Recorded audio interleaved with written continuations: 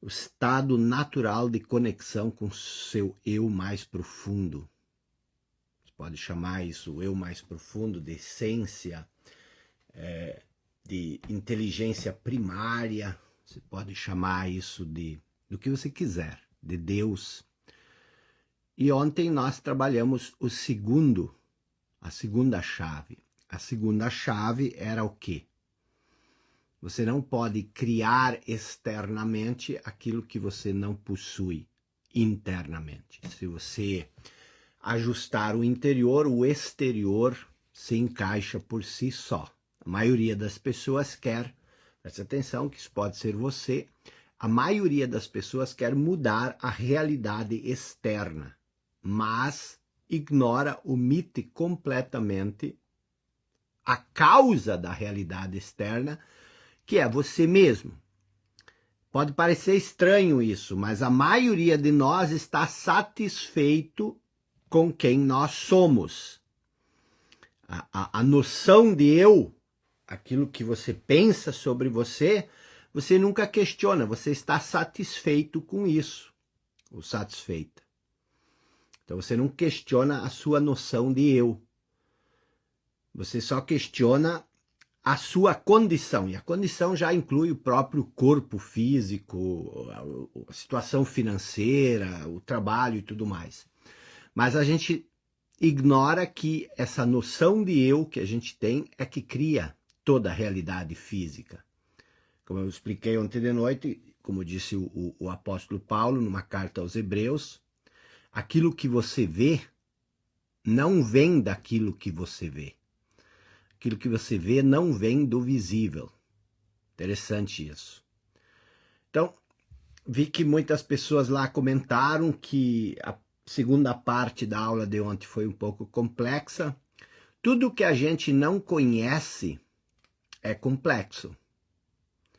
Tudo que a gente nunca ouviu é complexo. Agora, se você quer mudar a sua realidade, você tem que ouvir coisas novas. Você tem que... A zona de conforto não é um espaço físico. Muitas pessoas pensam que o Erickson está falando fé. Eu já vou falar um pouco sobre fé. A maioria das pessoas pensa que a zona de conforto é um ambiente, é um lugar. A zona de conforto é um modo de pensar. O seu modo de pensar é a sua grande zona de conforto. Você faz qualquer coisa para defender o seu modo de pensar. E a sua noção de eu é o seu modo de pensar, quando você vive identificado com a mente, que é o caso da maioria das pessoas.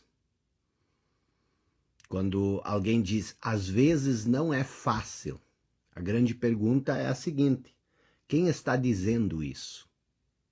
Não é o modo de pensar? O modo de pensar diz para você que não é fácil. Essa é sua zona de conforto.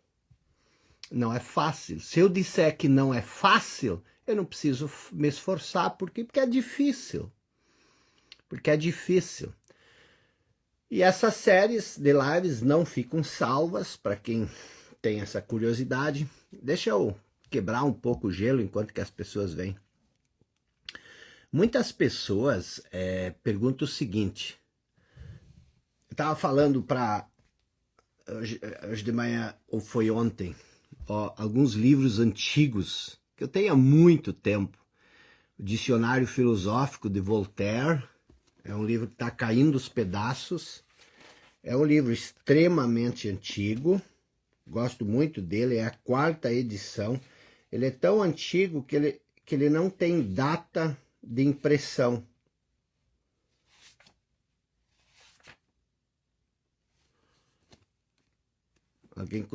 Se alguém quer ler o Dicionário Filosófico de Voltaire, é interessante. Essa aqui é uma edição rara e antiga das 16 Leis do Sucesso, uma edição de 1960.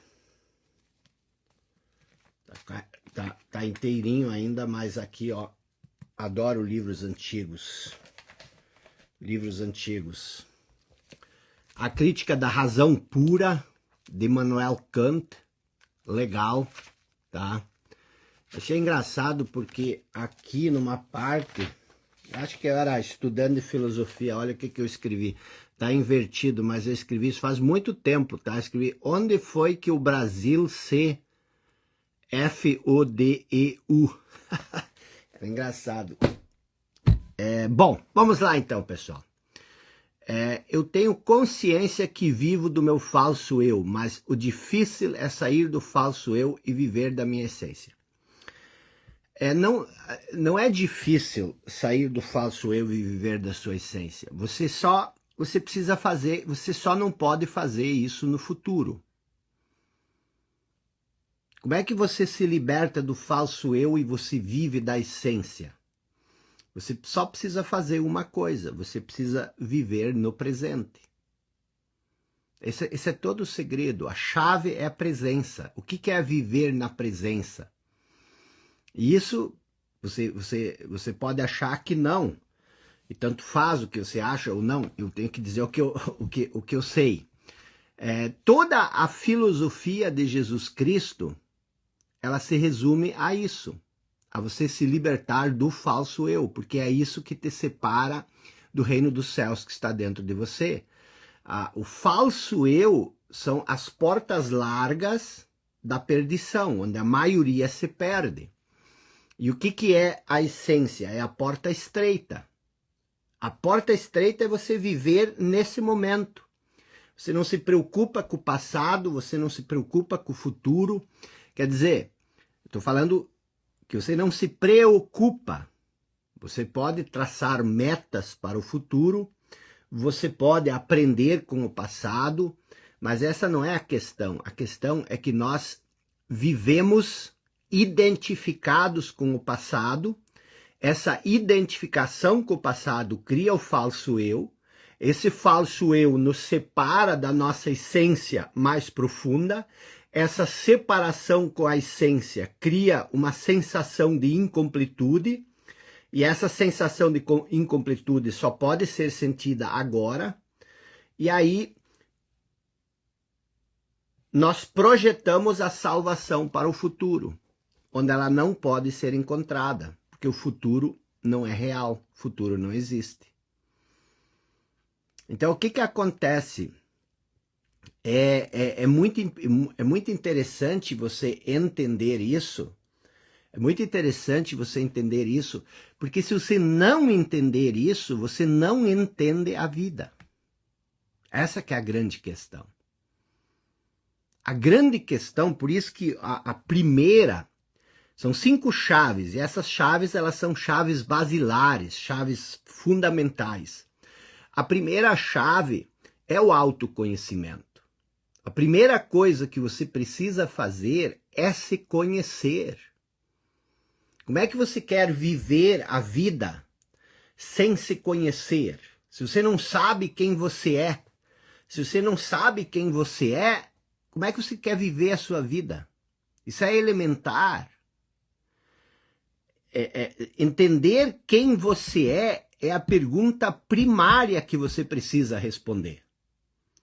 E isso transformou a minha vida, por isso que eu insisto tanto. Aqui, isso aqui é o Contrato Social de Jean-Jacques Rousseau. Eu passava anos estudando esses filósofos. Esses livros estão todos riscados, tudo riscado. Aqui, esse é um dos livros mais complexos já escritos.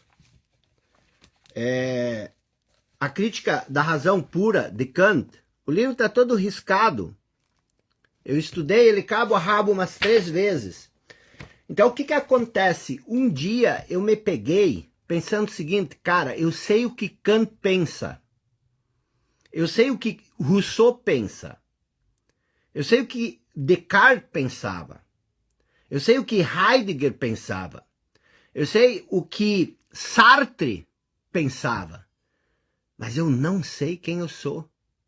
Por que eu estou perdendo meu tempo estudando o que essas pessoas pensam e nunca me voltei para entender quem eu sou? Então você fica lendo todos os livros, você fica assistindo a minha aula, você fica assistindo a aula de todo mundo, você vai na faculdade, você passa anos na escola, mas você não sabe quem você é. E depois você se pergunta, por que eu ando tão confuso? Por que eu estou tão perdido? Por que eu sofro tanto? Por que eu não vejo sentido na vida? Te falta a coisa mais importante, que é você entender quem você é. Então, essa é a primeira pergunta que você precisa responder. Quem sou eu verdadeiramente?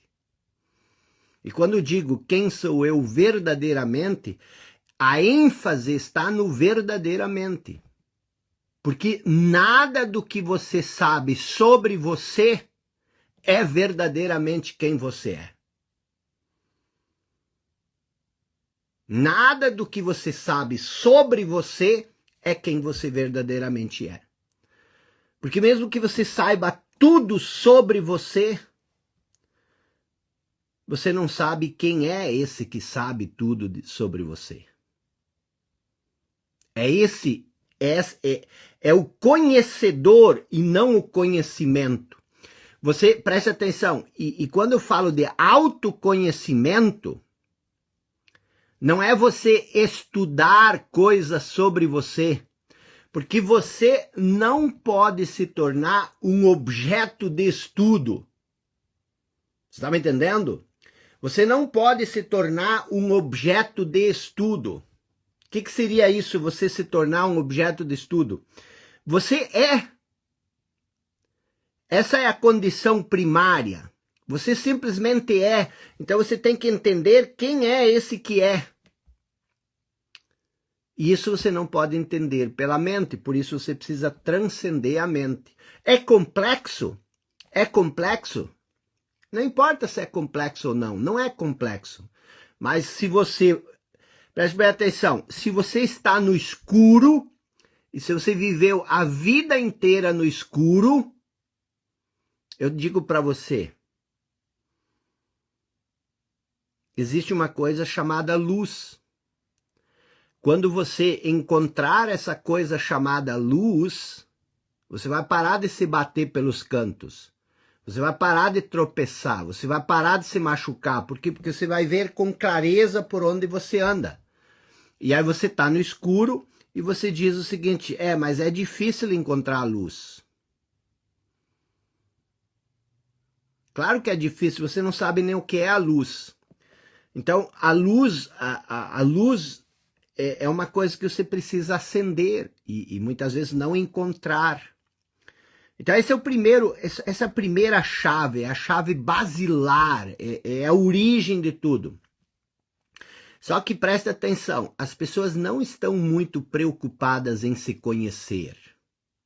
Elas estão mais preocupadas em ganhar dinheiro, elas estão mais preocupadas em ter reconhecimento, elas estão mais preocupadas em buscar a sua satisfação.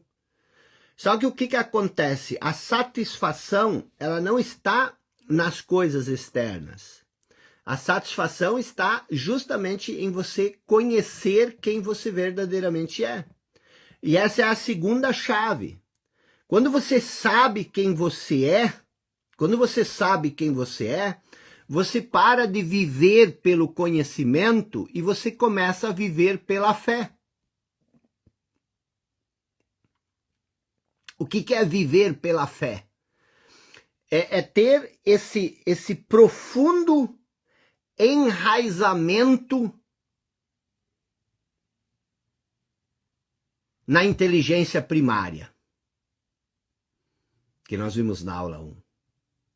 Você tem esse profundo enraizamento na inteligência primária. Os animais têm isso. Nós não confiamos mais no universo. Nós não confiamos em nada, nós confiamos no nosso conhecimento, ou quando nós nos apegamos emocionalmente a outra pessoa, quando nós nos aleijamos a ponto de se escorar na força de uma outra pessoa, aí nós passamos a confiar na outra pessoa. Nós confiamos mais na outra pessoa do que em nós. Por quê? Porque nós passamos a depender da outra pessoa.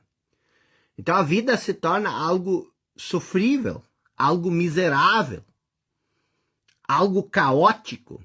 E a maioria das pessoas vive assim. Então as pessoas vivem no fundo de um poço cheio de mazela, mas elas olham para o alto e elas querem que algo as tire dessa condição miserável e as eleve a um sétimo, oitavo céu. Isso, gente, é sério, porque isso cada vez mais se torna uma moléstia na humanidade.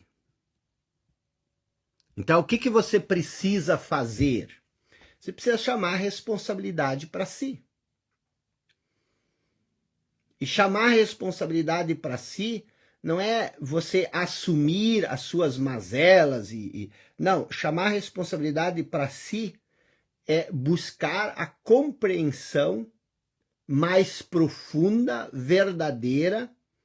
É você passar a viver na luz, você se libertar das ilusões, porque a maioria das pessoas vivem nas ilusões, e você passar a viver encarando a realidade dos fatos sem julgar os fatos. Porque se você julga os fatos, você começa a se perder, como eu expliquei ontem à noite. Então, o segundo grande... Eu estou falando isso, parece assim um apocalipse, mas não é um apocalipse. É um despertar. Despertar do que? Você precisa ser sincero, você precisa ser honesto. É a sua vida que está em jogo. É a sua vida, é a coisa mais preciosa que existe, é a sua vida. E muitas pessoas vivem em profundo desespero. Todo desespero, ele nasce da ignorância do eu. Uma pessoa que se conhece não conhece o desespero. Você só entra em desespero quando você vive nas trevas da ilusão. Quando você não se conhece, quando você é uma pessoa totalmente desconectada do que é eterno, do que é permanente. E aí você vive como uma folha ao vento. E como não vai ter desespero? Então, você tem que levar a vida, você precisa levar a vida a sério, com seriedade, não com tristeza, não com peso, não com uma carga, mas com seriedade. Não, você não vai encontrar uma fórmula mágica, você nem precisa de fórmula mágica. A vida é muito mais simples do que isso. Mas ela só é simples para quem vive na luz, para quem vive na escuridão, para quem vive nas sombras, para quem vive perdido. E isso não é, preste atenção, viver na sombra não é uma coisa de uma maldição. Como você sabe se você vive na sombra? Pelo seu grau, pelo seu nível de sofrimento. Quanto mais você sofre, e isso só você sabe, mas quanto mais você sofre, mais você precisa disso que eu estou falando. Se encontrar. Eu tô falido, tô quebrado. Tá falido e tá quebrado, isso não é o problema. O problema é aquilo que te levou à falência, que é você. E quando eu digo você, é a noção de eu, a necessidade. Tu imagina a necessidade de grandeza, de reconhecimento, de petulância, de ousadia que uma pessoa precisa ter para se aventurar pelo mundo a ponto de perder o que não tem.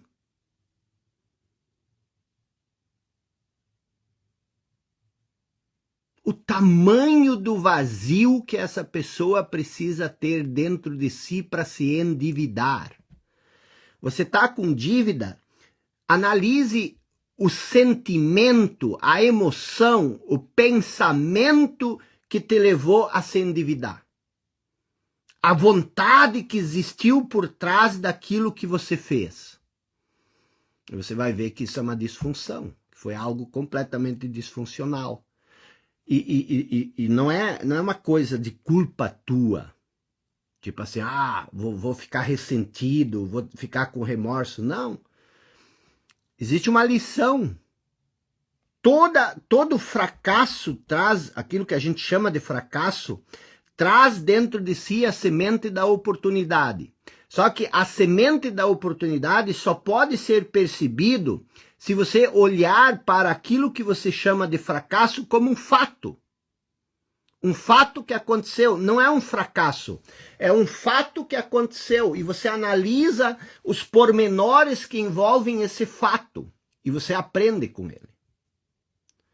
Então esse é o ponto 3, o ponto 2. Vamos para a terceira chave. A terceira chave é a seguinte: uma vez que você se conhece, uma vez que você sabe quem você é, uma vez que você entende que a coisa mais importante é o seu estado de consciência, nós falamos sobre isso ontem, o seu estado de consciência, porque o seu estado de consciência, ele não só cria todas as suas ações, ele filtra tudo à sua volta e a partir desse filtro ele cria as suas ações. Então, a terceira lei, a terceira chave que você precisa entender, você já entendeu duas, tá? Escreva aí, para não esquecer, que você vai esquecer daqui a pouco. Primeiro, é conhecer-se para além daquilo que você pensa sobre si. Você pensa que é incapaz, você pensa que não tem inteligência, você pensa que não tem poder, você pensa que falta coisas para você ser alguém, que você não é, ainda não é ninguém. Você tem uma história sobre si na sua cabeça, e não é uma história bonita muitas vezes. Isso tudo é mentira, tá? Isso tudo é ilusão, isso tudo é uma invenção da sua cabeça. Você não sabe o seu grau de capacidade. Você diz, eu sou tímido. Você não é tímido. Você age como uma pessoa tímida para proteger o pensamento de pequenez que você tem sobre si. Você pensa que você é pequeno ou pequena e você tem medo de se expressar, porque se você se expressar, a outra pessoa vai entender que você é pequeno. Então você é tímido, você é encolhido. Agora, você é pequeno? Claro que não. Agora, por que você pensa que você é pequeno? Por que você conta essa história? É o seu falso eu. É o seu falso eu. Você inventou isso a seu respeito. E você usa isso para se proteger. Uma vez que você se liberta disso, e isso é basilar, a terceira coisa que você precisa entender é o seguinte. Eu vou ser bem direto, tá? Eu já falei sobre isso. Você precisa se perguntar o seguinte: por que você está aqui? Por que você está aqui? Por que você está no mundo? Caraca, você sabe por que você está aqui? Primeiro você tem que saber quem você é. E depois você tem que entender como é que você cria a sua realidade. A terceira coisa é assim, por que você está aqui? Qual é a sua função? Você caiu do céu? Você é um acidente de percurso? Por que você está aqui? De onde você veio? Literalmente, de onde você veio? Eu vim do pai e da mãe. Não é isso. De onde veio a vida que você se tornou? São perguntas profundas, filosóficas? Não, elas são práticas. São coisas básicas. Se você não tem claro isso, se você não sabe para que você está aqui, você está perdido.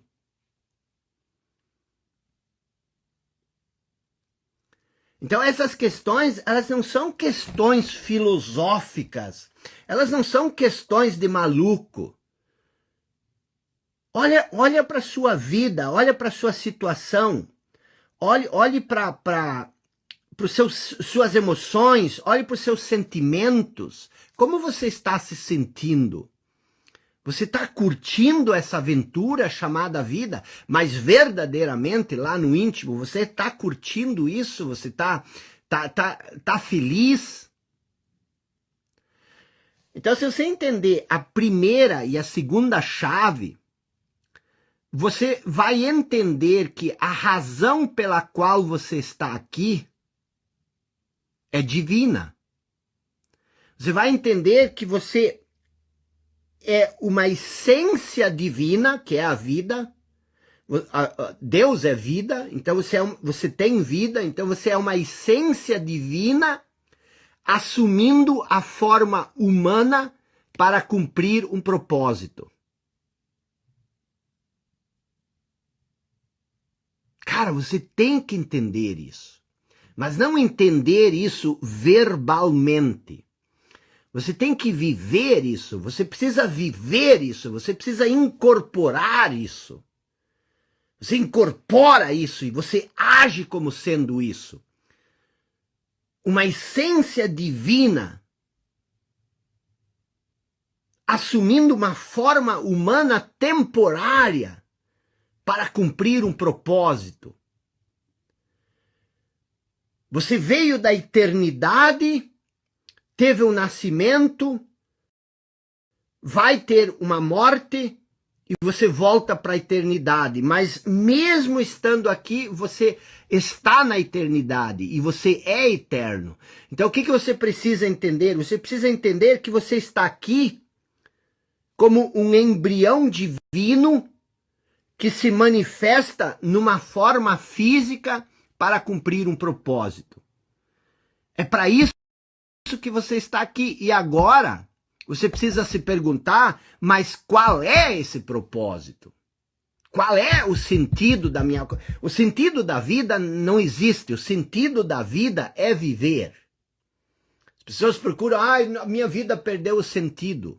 Não, a sua mente contou uma história que a vida não tem sentido. Por quê? Porque você se desconecta da vida. O sentido da vida é viver. Nenhum animal fica perguntando qual é o sentido da vida. Eles vivem em plenitude, eles vivem em abundância. Faça frio, faça sol, faça chuva. Esses dias estava um frio de menos 20 graus, um frio terrível aqui. E a Fábio perguntou, e os passarinhos, o que eles fazem no frio? Tão frio, coitados dos passarinhos lá fora. Eu disse, tu já olhou aí no quintal? Tem mais de 50 pulando e cantando de galho em galho. As gotas do sereno congelado nos galhos e eles se divertindo. Ninguém estava reclamando, tá muito frio, tem muito gelo, não tem mais comida, tá tudo congelado. Então você precisa entender que o sentido da vida é viver. Viver com plenitude, viver com vivacidade, deixar que essa vida, esse poder vital que existe dentro de você, que ele germine, que ele saia para fora. Ah, mas não dá. Você não sabe minha realidade. O problema é que a minha mãe, se você soubesse o que minha mãe me disse na noite do Natal, como é que eu quero viver a vida? O casamento está em ruína, ano começou, está tudo tão difícil. Meu Deus, e esse governo agora? Meu Deus, esse governo agora. Quer dizer, isso é o falso eu. Você se identifica com essas histórias na sua cabeça. Estava lendo esse livro aqui, estava mostrando para vocês. Não sei que ano foi, mas deve ter sido uns 20 anos atrás. Eu escrevi, onde foi que o Brasil se ferrou? O Brasil sempre foi como ele é agora. Desde o índio Sepete Araju, quando ele peleava lá nas missões. Então você precisa entender que não se trata de onde você mora. Ah, eu preciso sair do Brasil, é fácil para você que mora aí nos Estados Unidos, que esses dias alguém disse, vocês vão embora do Brasil quando a coisa aperta. Eu pensei, coitado, tá me julgando, eu moro aqui desde o ano 2000. A coisa sempre estava apertada. Mas o que acontece? Por que você está aqui? E aí vem uma questão, que é o trabalho, tá? Eu vou te dizer uma coisa. Eu aprendi na minha vida, e por muito tempo vivi assim, achando que o trabalho era uma maldição, que o trabalho era uma desgraça. Eu lembro quando eu era um moleque, eu tinha uns 10 anos, e eu tinha que ir com a mãe e com o pai na roça. Um sol quente de janeiro, dezembro, sei lá, mas uns 38 graus. E eu tinha vindo, sei lá, de uma catequese ou coisa assim, e eu pensei o seguinte, eu tive raiva de Adão e Eva, porque me passou pela cabeça que se Adão e Eva não tivessem comido a fruta,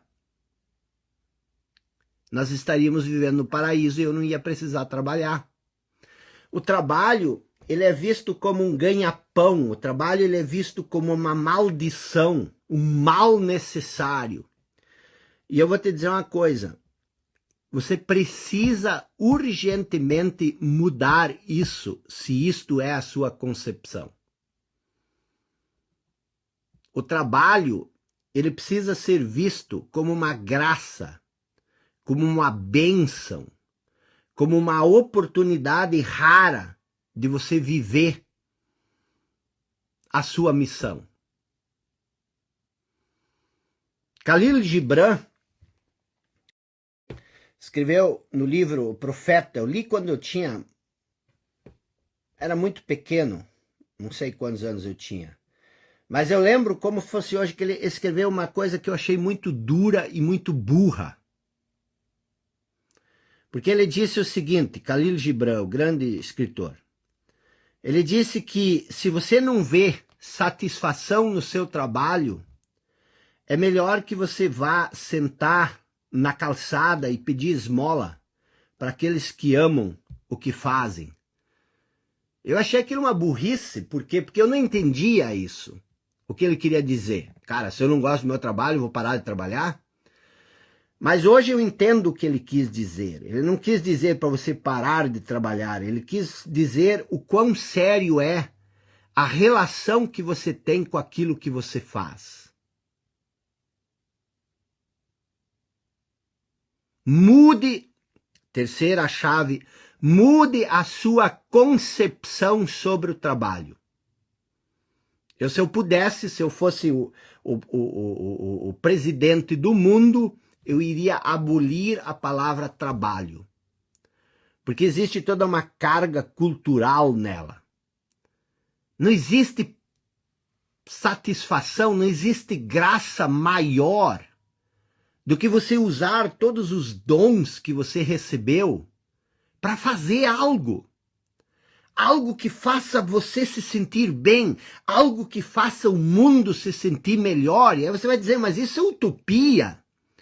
Aí eu te digo, o que é utopia? Você viver que nem um miserável, reclamando todo dia, choramingando todo dia, você infeliz, insatisfeito, e ao mesmo tempo se dizendo filho de Deus, e não sei o quê. O que é utopia?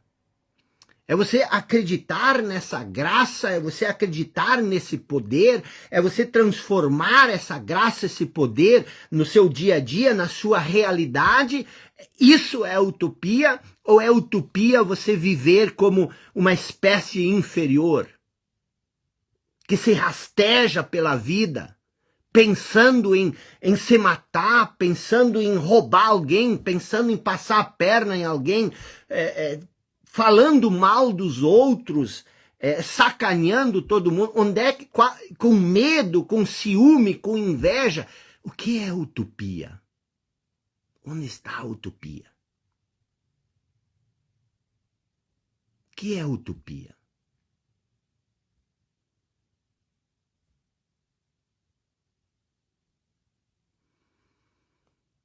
O que você pensa sobre a vida?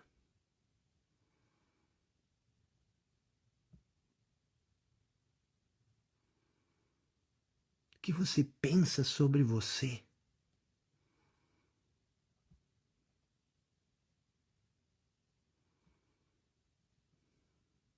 O que você veio fazer aqui?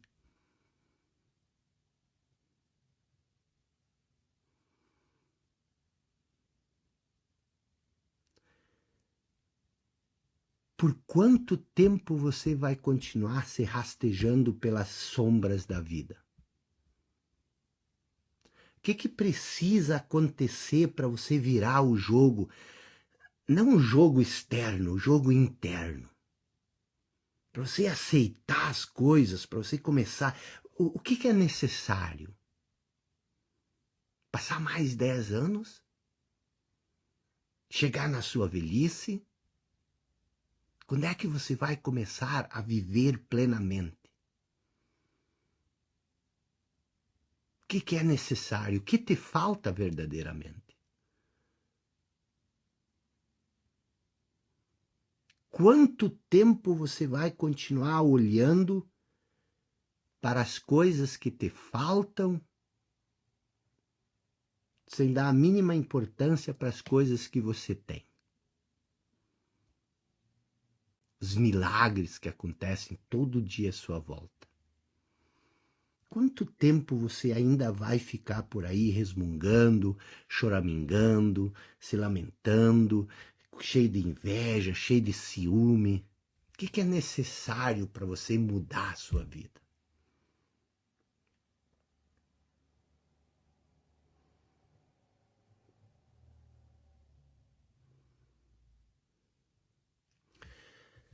Então, a terceira chave é você mudar a percepção do trabalho. A gente tem uma noção estranha, uma noção doentia de achar que o trabalho precisa nos fazer feliz. A gente tem a ideia de que a outra pessoa precisa nos fazer feliz. A gente tem a ideia de que o clima precisa nos fazer feliz, porque se chove, se tem garoa e se está nublado e parece que a gente não pode ser feliz, porque, pelo amor de Deus, onde já se viu não ter sol hoje? Logo hoje que eu queria que tivesse sol, chove. O mundo está contra mim. O mundo está contra mim. Chove no dia que eu queria que fosse ter sol. Olha que ridículo. Então, o que acontece? A gente tem essa sensação de que as coisas à nossa volta precisam nos fazer feliz. Não existe felicidade nas coisas. A felicidade, ela só existe dentro de você. É você que coloca a felicidade nas coisas. É você que coloca a felicidade no trabalho. O trabalho espera você ser feliz e trazer essa alegria para ele. O trabalho não está aí para te fazer feliz, mas a grande percepção que você precisa ter, porque preste atenção, a maior ilusão, depois dessa live você olha no espelho e você se pergunta, porque a maior ilusão que um ser humano pode ter na vida é achar que ele vai ganhar dinheiro odiando o que ele faz. E aí você quer dinheiro, mas você não gosta do trabalho. Você quer dinheiro, mas se você pudesse, você ficaria um mês em casa sem dar as caras no trabalho. Você quer ganhar dinheiro, mas a última coisa que você se preocupa na vida é entender a si mesmo a ponto de saber qual é o seu talento singular, entender a si mesmo para entender quais são os seus pontos fortes e você desenvolver esses pontos fortes, expressar esse talento, expressar esse dom que é único, que é só seu, e colocar ele a serviço das outras pessoas. Você precisa entender. Você precisa entender que existe alguma coisa, uma única coisa, alguma coisa nesse mundo que você consegue fazer melhor do que qualquer outra pessoa no mundo. Você nasceu para isso. Todos nós temos isso. E para cada dom, para cada talento singular, e para cada forma única de se expressar esse talento, Existem necessidades específicas no universo. Então, existem três coisas, preste atenção, existem três coisas. Primeiro, existe um dom, um talento único, só teu. Existe uma maneira única, só tua, de expressar esse talento. Isso aqui são duas coisas. A terceira coisa, existe uma necessidade específica no universo que só pode ser suprida pelo teu talento e pela sua forma única de expressar esse talento. E quando a vida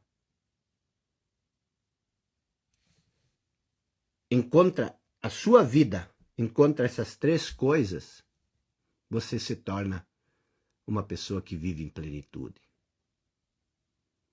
Nada te falta. Você se torna pleno. Então, escreva isso. Escreva isso. Quando a vida se torna plena. Quando a vida se torna plena. Quando você sabe o seu dom, o seu talento. Quando você desenvolve uma maneira de expressar esse talento. E quando você usa esse talento para suprir as necessidades do universo que só podem ser supridas com o seu talento. Aí você diz, mas isso é complexo. É complexo por quê? Porque quando você vive perdido na sua mente, o que é a sua mente? A sua mente é o passado. A sua mente é conhecimento condicionado pelo passado. O que é condicionamento? O que é pensamento condicionado pelo passado? É um conjunto de experiências que você teve e você incorporou essas experiências como sendo uma verdade. Então isso é comer a fruta da árvore do conhecimento. Porque agora você é dono da verdade. Qual é a verdade?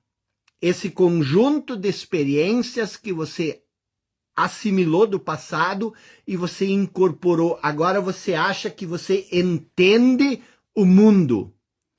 E agora você sabe diferenciar o bem do mal. Por quê? Porque você conhece a verdade.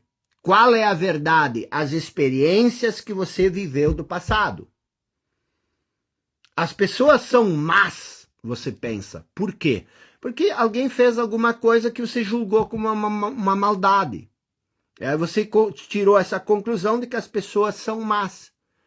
E aí você já infringiu um grande mandamento, não julgueis. Então você procura uma vez, aí você se perde nesse conhecimento condicionado do passado. E você se torna você tem uns 12, 15 conhecimentos que você acumulou do passado, e agora você se torna essas 12, 15 coisas.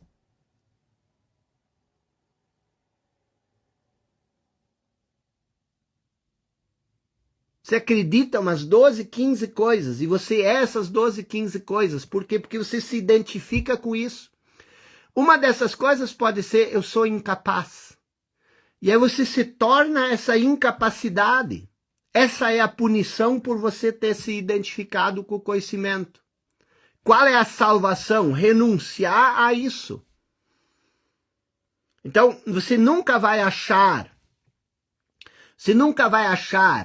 o seu talento na sua mente. Por quê? Porque a mente é o conhecimento do passado. Eu não sei meu talento. Você não vai achar seu talento dentro da sua mente. Eu não sei qual é o propósito da minha vida. Claro que não.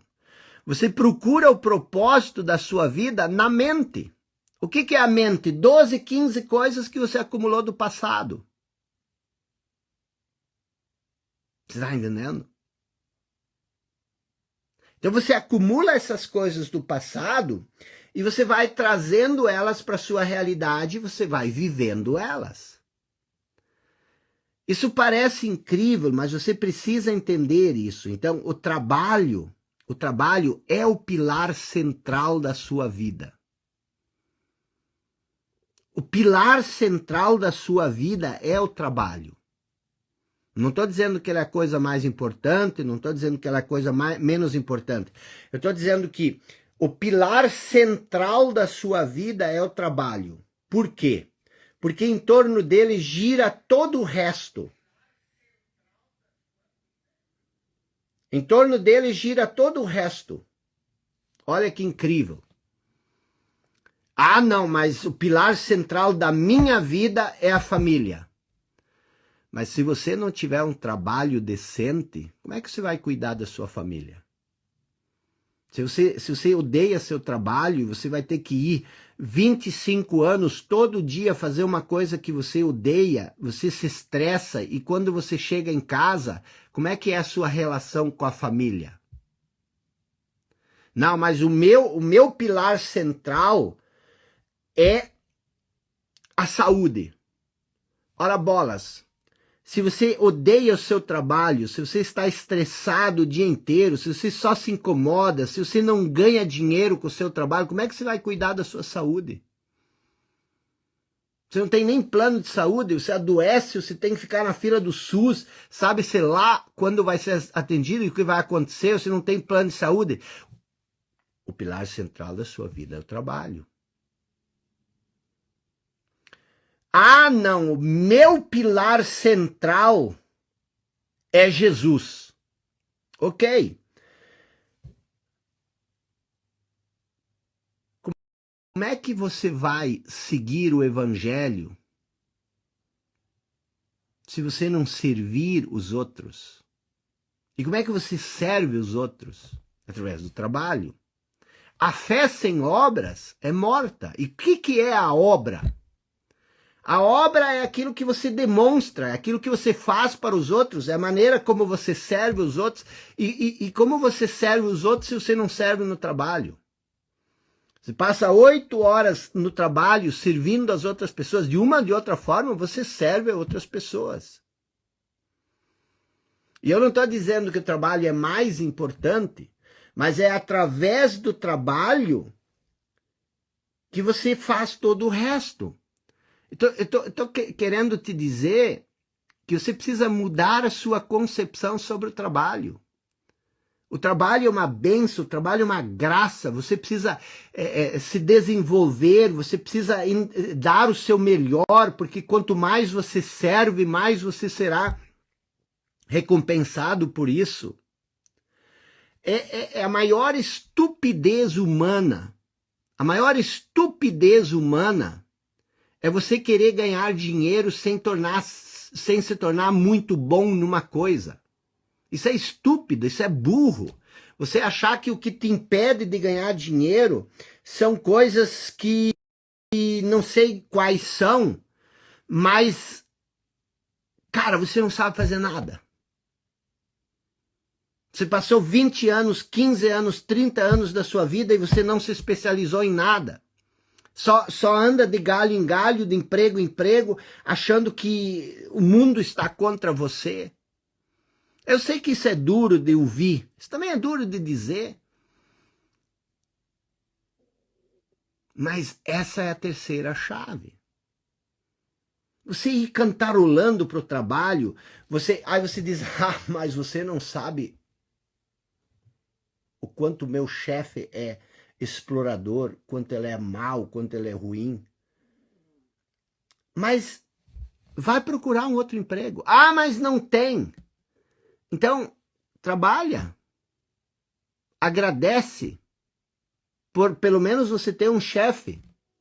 Ah, mas agradecer um chefe desse. Mas então vai, deixa ele. Não, mas não posso. Então, quer dizer, você está entendendo?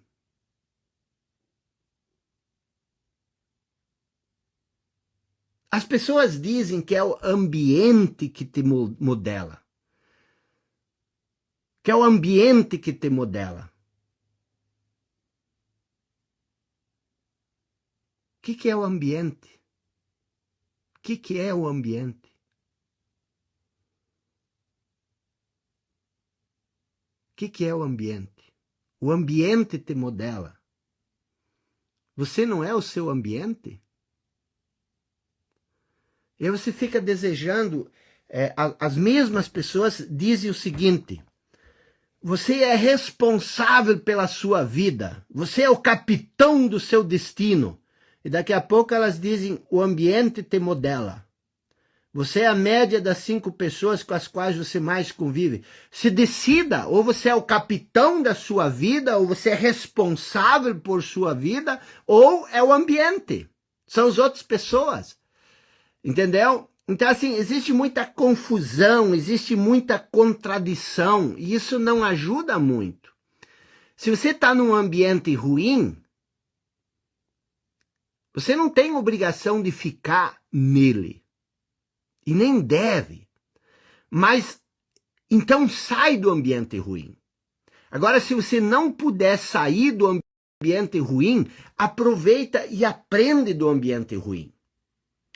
Mas para aprender do ambiente ruim, você não pode julgar ele como ruim.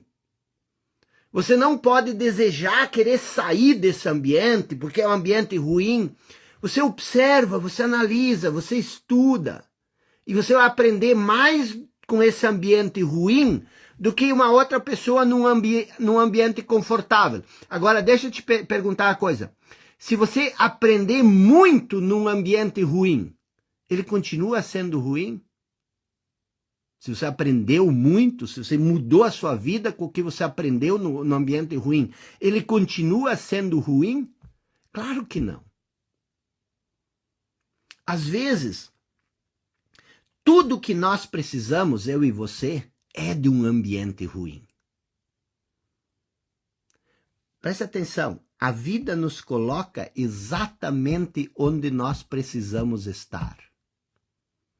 A vida nos coloca exatamente onde nós devemos estar. O lugar onde você está é exatamente o lugar que você precisa estar para aprender aquilo que você precisa aprender. Então não existe essa, está entendendo? Não existe essa de que você precisa encontrar o ambiente perfeito. Olha a ilusão que você vai criar na sua cabeça se você começar a perseguir o ambiente perfeito. Você vai começar a correr atrás do pote de arco-íris. Não existe o ambiente perfeito, é o ambiente onde você está. Por mais adverso, por mais problemático que ele está, porque a adversidade e o problema de um não é a adversidade e o problema do outro. Se o ambiente que você está é problemático, é porque você é menor do que o ambiente. Vamos usar um exemplo. Se me jogarem com um paraquedas de um avião, isso é um ambiente problemático para mim, porque eu não sei abrir o paraquedas, eu não tenho instruções de saltar de paraquedas. Então, o saltar do avião com paraquedas, para mim, é um ambiente completamente adverso. Vou estar ferrado. Mas esse ambiente adverso, ele não é um ambiente adverso para um paraquedista. Por quê? Porque ele é maior do que essa adversidade. Então, se você tem muitos problemas no seu ambiente, não é o ambiente que é o problema, é você que é o problema. E não é que você é o problema, mas você precisa aprender com os problemas do ambiente. Agora, as pessoas te vendem a ilusão de que o problema é o ambiente.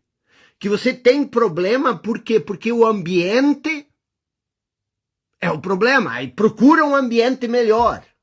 E você começa a correr de ambiente. Qual é o ambiente melhor para você? Um que não tem problema? Um que não tem adversidade? É isso que se busca? A outra coisa que as pessoas te dizem, que você é a média das 5 pessoas que você mais anda. E aí elas querem que você ande com o Papa, com o Bispo, com o presidente da República, com o primeiro-ministro, com os maiores gênios da humanidade. Cara, você não é a média das 5 pessoas com quem você anda. Você anda com as 5 pessoas que são iguais a você. Se você quer andar com pessoas diferentes, você tem que se tornar diferente.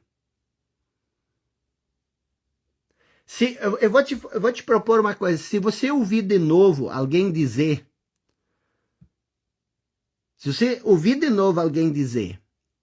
você é a média das 5 pessoas com quem você mais anda, aí você diz o seguinte para essa pessoa: eu quero ser igual a você, eu quero andar contigo. Me dá teu número de celular, me dá teu WhatsApp, eu quero andar contigo, para ver se essa pessoa vai te aceitar.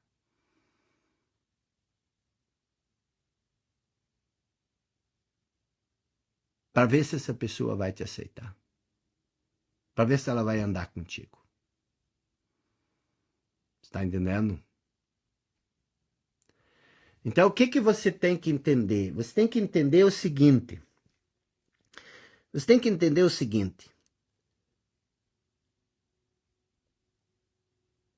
tem que parar.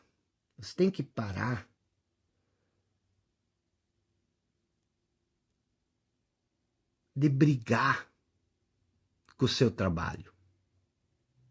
Ó, eu não falei isso, Camial. Eu não falei isso. Eu disse que você anda com as 5 pessoas que são iguais a você. Se você é igual a mim, aí você vai andar comigo, entendeu? Mas vamos lá, tamo junto. Deixa eu tirar os comentários para finalizar a minha linha de raciocínio aqui, que vocês me distraem. Mas essa é a coisa, preste bem atenção. Eu falo muito em talento. A ideia de talento fui eu que trouxe para o Brasil em 2010 com o meu livro Óbvio que Ignoramos. E isso cria muita confusão na cabeça das pessoas, porque se você tem 50 anos e você passou a vida inteira estudando direito, aí você diz, mas qual é meu talento? Porque você pode ser bom numa coisa, eu chamo isso de talento adquirido, que não é o seu talento natural, mas você se tornou bom com a prática. Então, o que acontece? Muitas vezes, você não tem como parar a sua vida e começar algo que você negligenciou durante a vida inteira e, por outro lado, você investiu uma carreira a vida inteira e agora, isso não é meu talento. Mas você sempre pode fazer pequenos ajustes. O que é um talento? Um talento, ele geralmente tem 3 características. É muito fácil se você observar um pouco assim. Quais são as 3 características de um talento? Primeiro, você tem uma facilidade maior para aprender na área do seu talento. E talento nunca é uma atividade. Talento é uma área. É uma área. Então, por exemplo, existem coisas que eu aprendo muito fácil. E existem coisas que nem a pau entram na minha cabeça. Todo mundo é assim. As coisas que a área onde você aprende com mais facilidade, isso é o seu talento. Então você tem que olhar assim, o que eu aprendo com facilidade? Isso é um sinal de que seu talento está aí. A segunda coisa é para o que você tem curiosidade. Todos nós somos curiosos para algumas coisas e para outras não. Então, por que você tem curiosidade em arqueologia e você não tem curiosidade em filosofia? Eu não tenho curiosidade em arqueologia, eu tenho curiosidade em filosofia. E por que eu tenho curiosidade em filosofia e você em arqueologia? As nossas curiosidades, elas têm uma ligação estreita com o nosso talento. A área do nosso talento. E o terceiro ponto é o seguinte: a área do nosso talento é uma área onde você pode passar muito tempo sem se entediar. Tem coisas que eu faço em 5 minutos e eu já quero sair. Quero me livrar disso.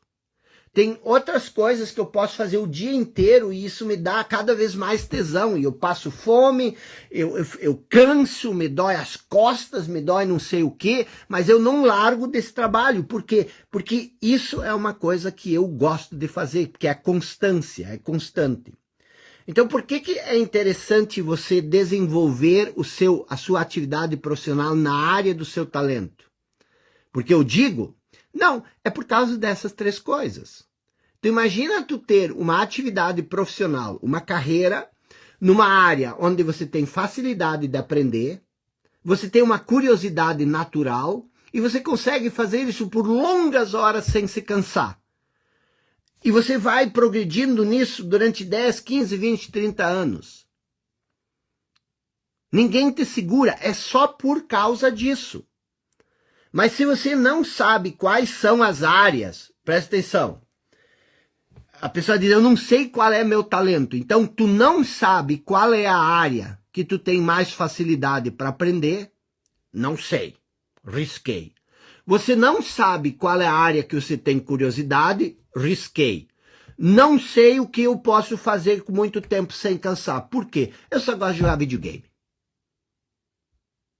Então te torna um expert em criar videogame, ou começa a ensinar jogos de videogame, eu não sei. Mas a questão toda é a seguinte, como tu não pode saber qual a área que tu tem mais facilidade de aprender coisas? Como tu não pode saber onde está a tua curiosidade? Como tu não pode saber o que tu entendia logo e o que tu pode fazer por longo tempo? Mas não assistir seriado de televisão. Isso é entretenimento, isso é perda de tempo. Você se entretém, mas isso não é... Eu estou falando de trabalho. Então, tipo assim, para de dizer... Só que isso é o que eu falei antes. É mais fácil você dizer, eu não sei qual é meu talento. Isso é uma artimanha que você usa, que a sua mente usa, porque se eu não sei qual é o meu talento, eu posso continuar... E às vezes a gente acha que a gente quer resolver os nossos problemas. Quando você se identifica com o seu problema, você não quer resolver o problema. Você só quer manter o problema. Por quê? Porque você se torna o problema. Cuidado com isso. Cuidado com isso.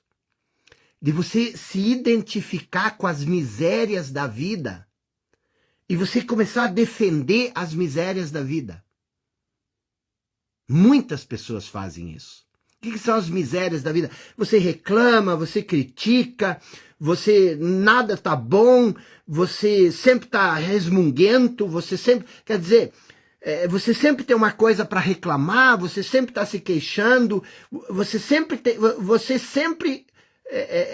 quer ser o coitado do ambiente. Esse é o falso eu. Porque o falso eu, ele quer se identificar com algo. E se você não pode ser, como é que ele sabe se ele é aquilo com que ele se identificou? As outras pessoas têm que te reconhecer. Por isso ele busca validação. E se ninguém te reconhece pela tua grandeza, também funciona se as pessoas te reconhecem pela tua miséria. E ao invés de você se tornar o herói, o mocinho da história, você se torna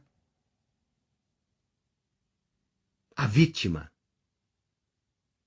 da história.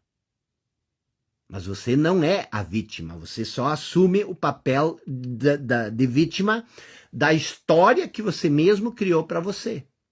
O roteiro do falso eu é um personagem de vitimização. E você começa a defender isso. E ai daquele que diz que você não é vítima. E por isso, quando eu falo aqui, muitas vezes você deve pensar, ele não conhece minha realidade. É fácil para ele. Ele não sabe como eu sou vítima.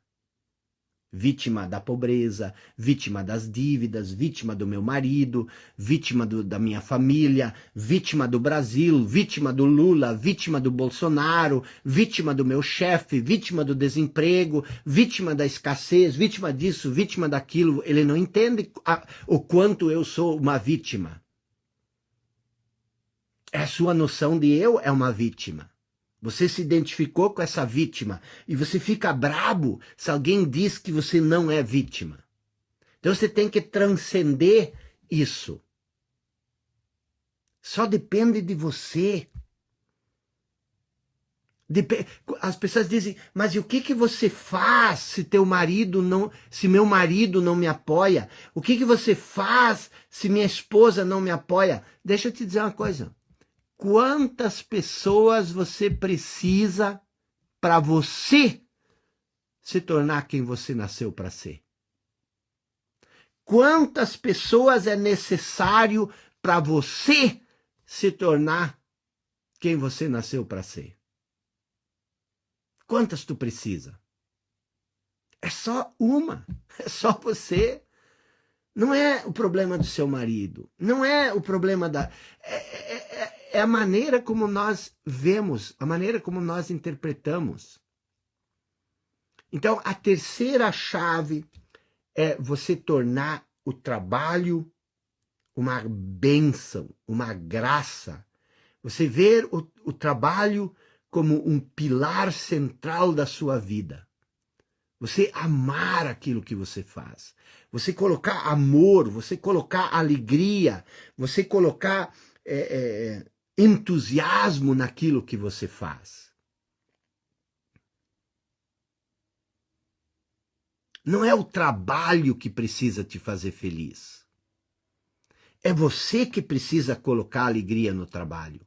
E é lógico que existem trabalhos onde você se sente mais à vontade. E é esse trabalho que você precisa procurar. Agora, se você não sabe qual é, ou se nesse momento você precisa fazer o que você está fazendo, a melhor coisa que você pode fazer é colocar amor, é colocar alegria, é colocar tesão, é colocar entusiasmo. Se você não pode mudar o trabalho, muda a tua relação com o trabalho, que logo, logo você vai poder mudar de trabalho. Essa é a terceira chave. Essa é a terceira chave. E ela talvez seja a mais importante. Mas, por outro lado, você entende também, você precisa entender também que todas essas chaves, na verdade, é um molho de chaves. A chave 1, a chave 2, a chave 3, essas 5 chaves, elas são as chaves basilares, as chaves fundamentais da sua vida, por onde você precisa começar a sua transformação, começar a sua mudança. E aí vão ficar dúvidas, mas como eu faço isso? Como eu faço isso? Como eu faço isso? Deixa eu te dizer uma coisa. Você nunca na vida vai transformar a sua vida numa live. Tira esse cavalinho da chuva. Você pode despertar para a transformação. Como? Você anota, cara, eu preciso me conhecer. Eu preciso criar primeiro dentro de mim aquilo que eu espero na minha realidade, que é a chave 2. E eu preciso transformar o trabalho numa bênção, numa graça. São 3 chaves. Agora, você vai ter que colocar isso em prática. Vai levar 1 ano? Vai levar 2 anos? Vai levar 3 meses? Vai levar 6 meses? Eu não sei. Mas começa pela compreensão, começa pelo passo que você deu agora. Você entendeu isso? Não me saia daqui e vai lá para uma outra live e assiste mais um pouco, e aí você vai dormir, amanhã você acorda, vai para o trabalho se rastejando, e aí de noite você vem, você assiste mais uma live, você assiste mais um pouco. Isso não vai te mudar. O que vai te mudar é você fazer esse comprometimento, você decidir quem você quer ser e você começar a ir nessa direção. Você vai... toda mudança, toda transformação, ela precisa de tempo para se desenvolver.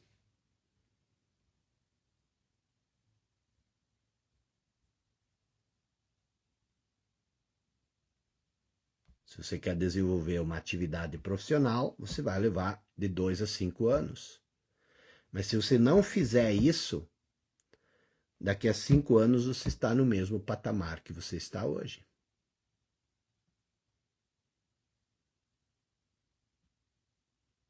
Você está entendendo? Amanhã, 20h45, a chave 3. Não, hoje foi a chave 3, amanhã é a chave 4. Sei que a maioria de vocês vai se dispersar porque amanhã é sexta-feira. Sexta-feira, janeiro, feriadão. E para quem é aluno da mentoria O Caminho, lembre-se que domingo começa a nossa jornada. Vai ser fenomenal. Vai ser pesado. Nós vamos começar domingo e vamos até na primeira semana de fevereiro. Vamos construir toda uma estrutura para a sua vida, tá bom? Tamo junto. Forte abraço.